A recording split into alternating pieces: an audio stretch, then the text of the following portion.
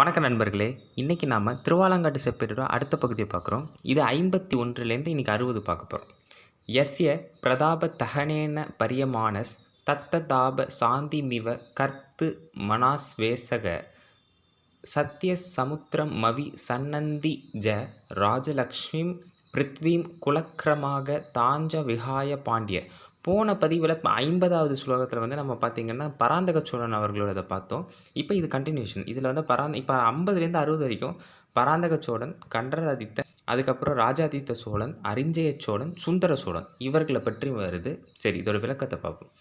பராந்தகனுடைய வீரம் என்னும் தீயால் எரிக்கப்பட்ட பாண்டிய மன்னர், அதுதான் நமக்கே தெரியும், மதுரை கொண்ட கோப்பரகேசரின்னு பராந்தக சோழனுக்கு பெயர்.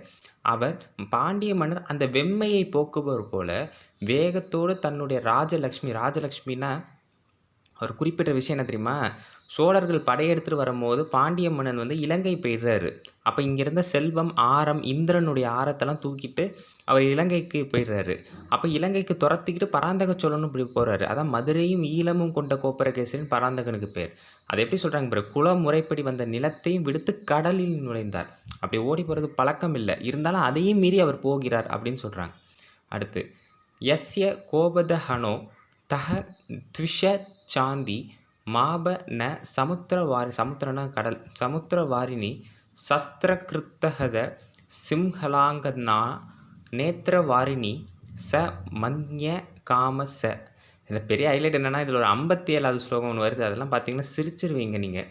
அந்த அளவுக்கு அதாவது எந்த அளவுக்கு கதை விடணுமோ அந்த அளவுக்கு கதையை விட்டு வச்சுருக்காங்க. அதாவது சுந்தர சோழனை ஒரு ஊமைப்படுத்துகிறங்கிற பேரில் அப்படியே லேசாக ஆரிய கருத்துக்கள் எல்லாம் உள்ளே திணிச்சிருக்காங்கிறது தெளிவாக தெரியுது. அடுத்து, இதோட அர்த்தம் என்னென்னா, பராந்தகனுடைய சினத்தீயானது கடல் நீரால் அமைதி அடையவில்லை. அதாவது இலங்கை நோக்கி போகிறது தான் அப்படி சொல்கிறாங்க. ஆயுதங்களால் வெட்டப்பட்டு மாண்ட சிங்கள வீரர்களின் மனைவிமார்களின் கண்ணீரினால் அமைதி அடைந்தது. ஒன்றும் இல்லைங்க, மதுரையை ஜெயிச்சதுக்கப்புறம் பாண்டிய மன்னர்கள் இலங்கைக்கு போயிறார். அதாவது கடல் ராஜலக்ஷ்மினா செல்வம், இந்திரனுடைய ஆரம் எல்லாத்தையும் தூக்கிட்டு போயிறார். அதை பின்னால் கவர்ந்து எடுத்துகிட்டு வந்தவர் ராஜேந்திர சோழன் இலங்கையை ஜெயிச்சதுக்கப்புறம். அப்போ இங்கேருந்து போகிற பராந்தக சோழன் என்ன பண்ணுறாரு, சிங்கள வீரர்கள் எல்லாம் ஜெயிச்சு அவங்கள கொன்னுட்டு அவங்களோட மனைவிமார்களோட கண்ணீர் மூலமாக அவர் அமைதி அடைந்தார் அப்படிங்கிறத இந்த ஸ்லோகம் மூலமாக சொல்கிறாங்க. அடுத்து, ரஜத கிரிஜுஷ புராரேர கிருக்கிருத ச தப்ரசபா பிதா நமோக கனக மயமுதார சம்பதா எஸ்ஸ சிவம் அமுஷ்ய ச லஜ்ஜிதம் தனேசம். அதாவது இதில் இந்த வடமொழி பகுதியை பொறுத்த வரைக்கும் என்னென்னா, கொடுக்கப்பட்ட எல்லா ஸ்லோகத்துலையும் எல்லாத்தையும் அடிப்படையாக வச்சு பார்க்கும் பொழுது ஒரு 80 இல்லை 85% கதை தான். அப்படியே அடித்து விடுற கதை தான். வாய்க்கு வந்தது என்னென்ன நம்ம புராணம் படித்தோமா அந்த புராணத்தெல்லாம் வச்சு 80% கதை, 20% இருந்த வரலாறு, கல்வெட்டு சான்றுகள் இப்படி தான் கொடுத்துருக்காங்க. இப்போ இதை பார்ப்போம். வெள்ளிமலைனா இமயமலைன்னு அர்த்தம். வாசனான திரிபுரம் எரித்த சிவபெருமானுக்கு திருச்சிற்றம்பலத்தில் பராந்தகன் கனக சபை ஏற்படுத்தினார். இதனால் சிவபெருமானுடைய நண்பனும் செல்வத்துக்கு அதிபதியுமான குபேரன் வெட்கப்பட்டார். நமக்கு தெரியும், இப்போ இருக்கிற சிதம்பரம் கோவிலில் அந்த பொன் வேய்ந்த சோழன்னே பராந்தகனுக்கு பேர் உண்டு. அந்த கனக சபையை ஏற்படுத்தியவர் பராந்தக சோழன். அதை ஏற்படுத்தியதை பார்த்து குபேரனே வெட்கப்பட்டாராம். ஏன்னா அந்த அளவுக்கு செல்வ குவியல்கள் எல்லாத்தையும் எடுத்துகிட்டு சிவனுக்கு ஒரு மிகப்பெரிய தொண்டு செய்தார் அப்படின்னு பராந்தக சோழன் பெருமையோடு சொல்கிறாங்க. அடுத்து, இதுக்கப்புறம் அவருடைய மகன்கள் ராஜாதித்யஸ் தத்சுத கிருஷ்ணராஜ்யங் ஜித்வா யுத்தே ஸ்வர்க்க மத்யா ருரோஹ தத் பிராதாபுத் கண்டராதித்ய நாமா ராஜா புப்ருன் மௌலி மாலார்ச்சி தாங்கிரி. ஒன்று நல்லா தெரிஞ்சுக்கோங்க, இவருக்கு 4 பசங்க பராந்தகனுக்கு. முதல் மகன் ராஜாதித்தன், 2ஆம் மகன் கண்டராதித்தன், 3ஆம் மகன் அரிஞ்சய சோழன், 4ஆவது மகன் உத்தமசேனி. இதில் உத்தமசேனியை தான் வீரபாண்டியன் கொண்டுட்டார். சரி, விளக்கம். முதலாம் பராந்தகனுடைய மகனான ராஜாதித்தர் கிருஷ்ணராஜன். இதில் இன்னொன்று தெரிஞ்சுக்கோங்க, இந்த பராந்தக சோழனோட கூட பிறந்தவர் தான் இந்த கிருஷ்ணராஜன். இன்னொரு தாய்க்கு, ஒரு ராஷ்டிரகூட தாய்க்கு பிறந்தவர் தான் இந்த கிருஷ்ணராஜன். 3ஆம் கிருஷ்ணராகிய கன்னரதேவன். அதாவது இவர் ராஷ்டிரகூட மன்னர். கிட்டத்தட்ட சித்தப்பா பெரியப்பா கூட தான் மோதுறார். போரிட்டு வென்று சொர்க்கத்திற்கு சென்றார். யார்? ராஜாதித்தர் சின்ன வயதிலே இறந்துருவார். அவருக்கு தம்பியான அரசர்களின் மகுடங்களால் ஆன மாலைகளால் போற்றப்பட்ட பாதபீடங்களை உடைய கண்டராதித்தர், அதாவது பெரும்பிராட்டி செம்பியன் மாதேவியாரோட கணவர். அவர் சோழ மன்னர் ஆவறார். மொத்தம் 4 பசங்க. உத்தமசிலி இறந்துறாரு, ராஜாதித்தர் இறந்துறாரு. அரியணைக்கு போட்டியிட்ட இருவர் தான் இருக்காங்க. கண்டராதித்த சோழர் இருக்காரு. அதுக்கப்புறம் வந்து அரிஞ்சய சோழன் இருக்காங்க. அரிஞ்சயனே இதில் வந்து அறிந்தமர்னு சொல்கிறாங்க. அறிந்தமர் அப்படி சொல்கிறாங்க. அதாவது வெப்பத்தால் பொசுக்குபவன் அப்படிங்கிற மாதிரி அதோடைய அர்த்தம் வருது. இது வந்து ஓரளவுக்கு 20% வரலாறோட பொருந்தி தான் வருது. அடுத்து அறிந்தமஸ், இதுதான் அரிஞ்சய சோழன் குறிக்குது. சார்த்தக மேல நாமா பிப்ரத் பபுவ க்ஷதி பாலவரிய யத்கோபாதக பிராத்திரவதாம் நிருபானாம் வனானி தீவிராணி புராணிய பூவன் அப்படின்னு கொடுத்துருக்காங்க. இன்னொன்று தெரிஞ்சுக்கோங்க, பராந்தக சோழன் வந்து இப்போ ஆதித்த சோழனுடைய 2 மகன்களில் வந்து கன்னரதேவன் மூத்த மகன், 2ஆம் மகன் தான் பராந்தகன்.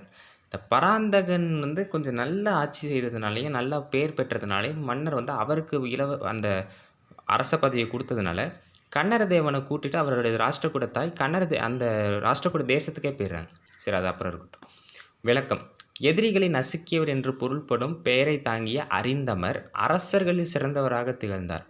அவருடைய சீற்றத்தால் ஓடிய அரசர்களின் காடுகள் நகரங்களாக மாறின. அதாவது அரிஞ்சய சோழன் வந்து ஒரு அரசனை தோக்கடித்து அதில் பயந்து ஓடிப்போன அரசர்கள் எல்லாம் காடுகளில் வந்து தஞ்சம் அடைஞ்சாங்க. அப்படின்னா என்ன, காட்டில் போய் ஒளிஞ்சிக்கிட்டாங்கன்னுங்கிறத சிம்பாலிக்காக இதில் சொல்கிறாங்க. இதெல்லாம் வந்து மன்னர்கள் அந்த காலத்தில் இப்படி பெருமையாக சொன்னால் மட்டும்தான் மக்கள் வந்து ஏற்றுப்பாங்க. இல்லைனா மன்னனை நீ தப்பாக பேசுகிறேன்னு சொல்லி எழுதினவனே தூக்கி போட்டு மிதிப்பாங்க. அடுத்து 56 நரபதிர் பூதர்காத் தேஜக பிரதாபி கபிரதா மபி ஜலநிதேஸ் சத்வா தாரத் வரேரதி சுரதாம் வபுர நுபமம் காமத் விஷ்ணோச்ரியம் சசினோ தியுனித் நாயன சுபஹாமா தாயாஸ்மாத் பராந்தக இத்தியசவ். ஒன்று நல்லா தெரிஞ்சுக்கோங்க, ஏன் பராந்தகனில் முதலாம் பராந்தகன் சொல்கிறாங்க அப்படின்னா, பின்னால் வந்து அரிஞ்சய சோழனுடைய மகனான சுந்தர சோழன் 2ஆம் பராந்தகன்கிற பட்ட பெயரை சூற்றி கொண்டார். அதனால தான் இங்கே வர பராந்தகன் இப்போ கொடுத்துருக்க இந்த பராந்தகன் வந்து முதலாம் பராந்தகன் இல்லை, 2ஆம் பராந்தகனான சுந்தர சோழனை குறிக்குது. சரிங்களா? இப்போ சுந்தர சோழனை பற்றி பார்ப்போம்.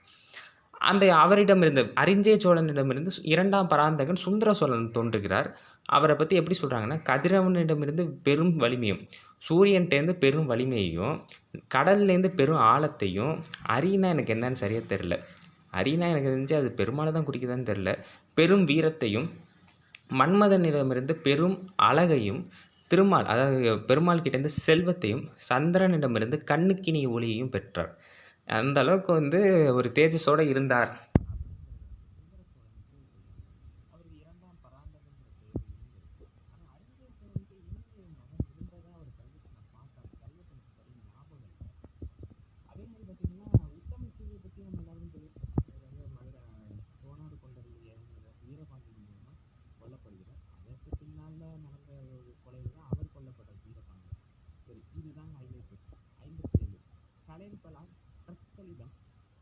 ஸ்வசஸ்திரம் புனர்வய வஸ்தாதியுதம் பிருதிவ்யா பிராப்தம் மனும் யமனுதே ஜனௌகத பிரவருத்த சாரித்திர பதி நிருபந்தம். அதாவது எந்த அளவுக்கு ஒரு கதை அழிக்கணுமோ, தங்களுடைய விஷயங்கள் எல்லாம் திணிக்கணுமோ, அதை எல்லாத்தையுமே இந்த ஸ்லோகம் எழுதின அந்த நாராயண கவிங்கிறவர் வந்து அழகாக அந்த ஸ்லோகத்தில் வந்து சொல்லியிருக்கார். எது வந்து தமிழர்களுக்கு ஒத்தே வராதோ, எது தமிழர்கள் பல காலமாக புறக்கணிச்சாங்களோ அதை தமிழர்களே பயன்படுத்தினாங்கிறது கட்டுக்கதை ஸ்லோகம். கலியின் வலிமையால் தன்னுடைய சாஸ்திரம், அதாவது மனுநீதி சாஸ்திரத்தை சொல்றாரு, நலிவியதை அறிந்து அதனை மீண்டும் நிலைநிறுத்த அந்த மனுவே சுந்தர சோழனாக அவதரித்ததாக மக்கள் நம்பினர். எப்படி சொல்றாங்க பாருங்க, தானே சாஸ்திரம் எழுதுனதாக சொல்லப்படுது, அந்த மனுவே சுந்தர சோழனா அவதரித்திருக்காராம். அதாவது அப்போ இங்கே நல்லா கவனிச்சிங்கன்னா, கலியின் வலிமையால் தன்னுடைய சாஸ்திரம் நலிவியதைங்கும் போதே தெரிஞ்சு போச்சு இதை யாருமே ஒரு காலத்தில் பயன்படுத்தவே இல்லைன்ட்டு. அப்போ சோழர்கள் மட்டும் இதை எப்படி பயன்படுத்தியிருப்பாங்க? இதை அடித்து அளந்து விடுறதுக்கு. அடுத்து பாருங்கள், நன்னடத்தையில் காதல் கொண்டவராக இந்திரன் போன்று இவர் விளங்கினார். இதை கூட ஏற்றுக்கலாம், சரி ஏதோ ஒன்று கற்பனை, இது ஒரு ஓமைக்கு சொல்லலாம் அப்படின்னு கூட அந்த கடைசி இதை எடுத்துக்கலாம். ஆனால் முதல்ல சொன்னதை வந்து யாருமே ஏற்றுக்க முடியாது. தமிழர்கள் எந்த காலத்துலையுமே இந்த மனுநீதி சாஸ்திரம் எடுத்ததில்லை, எந்த மூவேந்தர்களுமே ஏற்றுக்கிட்டதில்லை. அதான் ஆரிய ஸ்மார்த்த கருத்துக்கள் அதிகமாகவே வரலாற்றோடு சேர்த்து திரித்த ஆரிய கருத்துடையோர் எழுதியுள்ளனர். அதுதான் உண்மை. ஆனால் மூவேந்தர்களும் தமிழர்களாகிய நாம் ஒரு நாள் இந்த மனுநீதியை ஏற்றுக்கொள்ள மாட்டோம். இது அப்புறம் ஏன்டா இதை நீ சொல்கிறேன்னு நீங்கள் கேட்கலாம். இது தெரியணுங்கிறதுக்காக சொல்கிறேன். ஏன்னா போலி கருத்துக்கள் நிறைய ஸ்மார்த்த கருத்துக்கள் எல்லாம் இந்த செப்பேடுகள்லாம் கொஞ்சம் கொஞ்சமாக புகுத்திருக்காங்க. அதுலேயும் வடமொழி பகுதியில் தான் நீங்கள் அதிகமாக பார்க்கலாம். தமிழ் பகுதியில் அது அதிகமாக இல்லை. அந்த கருத்து தெரியணுங்கிறதுக்காக தான் சொல்கிறேனே தவிர எனக்கு ஒன்றும் அதில் ஈடுபாடு இல்லை. அடுத்து தஸ்மின் அவதி பூச்சக்கர சக்கரவர்த்தின் சுந்தரே ஹாராதிஷு பதேஷ் வெவ ஆசப்த ஸ்ருயேத ஜனை. அதாவது இதில் வர இந்த சுந்தரே அப்படிங்கிறது சுந்தர சோழனை தான் குறிக்கிறது. பூச்சக்கர சக்கரவர்த்தின்னா உலகங்களின் சக்கரவர்த்தி அப்படிங்கிற மாதிரி அர்த்தம். பூமியின் நிழல் அப்படின்னு கூட எடுத்துக்கலாம். அதே மாதிரி ஹாராதி ஷூ அப்படிங்கிறது தான் அந்த ஹாரான்னு ஒரு வார்த்தை பார்த்தீங்களா, அது சிவபெருமான ஹர ஹர ஹரன்னு சொல்லுவாங்கல்ல, அந்த அதுதான் ஹாரான்னு சொல்லியிருக்காங்க. அர்த்தம் என்னென்னா பூமி வலயத்தின் சக்கரவர்த்தியாக அந்த சுந்தரன்னா சுந்தர சோழன் நாடாண்ட போது ஹாரம் முதலான சொற்களிலேயே ஹா என்னும் சத்தம் மக்களால் கேட்கப்பட்டது. அதாவது அவர் நாடாளும் பொழுது இந்த ஹாரம்னு ஒரு சொற்கள் வருமா, அந்த ஹாரம் சொற்களில் ஹா அப்படிங்கிற சத்தம் மக்களால் கேட்கப்பட்டது. மக்களால் கேட்கப்பட்டதுன்னு அவங்க சொல்லும் போது மக்கள் அதை கூறுனாங்களா, இல்லை மக்களுக்கு அது கேட்டதா, இல்லை அது சிவபெருமான் மாதிரி சொல்கிறாதா அப்படிங்கிறது அந்த எந்த ஊமையில் சொல்கிறாங்கன்னு எனக்கு புரியல. அடுத்து 59 குவலய மமலோ பல பிரகாச கனக மாயா வலயாதபி பிரகாமம் புஜபுஜக யுகஸ்ய பூஷணம் எஸ் சமக்கலைய கலிகால கால கல்பக. இதில் பார்த்திங்கன்னா அந்த கலிகால அப்படிங்கிற இந்த 59 60 வரைக்குமே சுந்தர சோழன் தான். அதுக்கப்புறம் சுந்தர சோழனுக்கு பிறகு ஆதித்த கரிகாலன், அதுக்கப்புறம் ராஜராஜ சோழன், அதுக்கப்புறம் உத்தம சோழன், அதுக்கப்புறம் கடைசியாக ராஜேந்திர சோழன் அவர்களோட முடியும். அதுதான் 137. அந்த 137 வரைக்கும் ராஜேந்திர சோழன் பெருமை நிறையவே இருக்கும். சரி, இதோட அர்த்தம் கலிகாலத்திற்கு காலனை போன்ற சுந்தர சோழன் தூய கற்களின் ஒளியோடு கூடியதும் தங்கமயமானதும் ஆன தோல்வளைகளை காட்டிலும் தன் இருந்தோல், அதாவது தங்கத்தால் செய்யப்பட்ட தோல் வலைகள், இந்த தோல் பட்டை இருக்குது பார்த்திங்களா, அதில் தங்கத்தால் செஞ்ச இந்த கற்கள் மேலாம் அந்த காலத்தில் அரசர்கள் போட்டுப்பாங்க.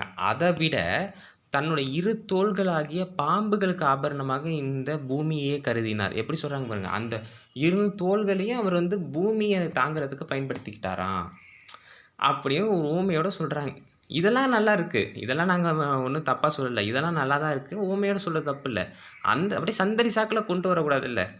60 தஸ்ய ஹேமபிர் உத்தாமதான கோலாஹல சுதேக துரங்கம குரக்ஷணைக வாம்சுலா துவார பூமைய. நான் என்ன சொல்கிறேன், வடமொழியும் ஒரு மொழி தான், இல்லைன்னு சொல்லலை. ஆனால் அதுக்குன்னு வடமொழி மட்டும்தான் சிறந்த மொழி அப்படிங்கிற மாதிரியே தமிழ் மொழி, ஏன்னா வார்த்தைகள் எந்த ஒரு பயன்பாடாக இருந்தாலும் வடமொழி தமிழ்கிட்டேருந்து தான் பெறணும்.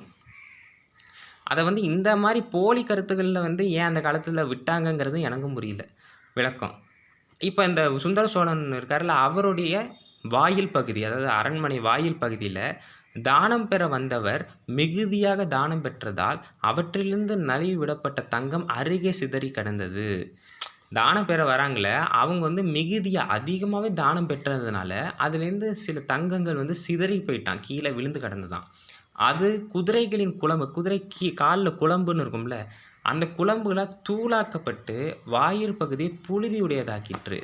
அந்தளவுக்கு செல்வ வளம் மிக்க நாடாக இருந்தது அப்படின்னு ஓமையோட சொல்கிறேன். எந்த மன்னனை எடுத்துக்கிட்டாலும் செல்வமிக்க நாடு அப்படிங்கிற மாதிரி அப்படியே போற்றி புகழ்கிற மாதிரி சொல்லி அப்படியே நைஸாக அந்த ஆரிய கருத்துக்களையும் உள்ளே நுழைச்சிருக்காங்க.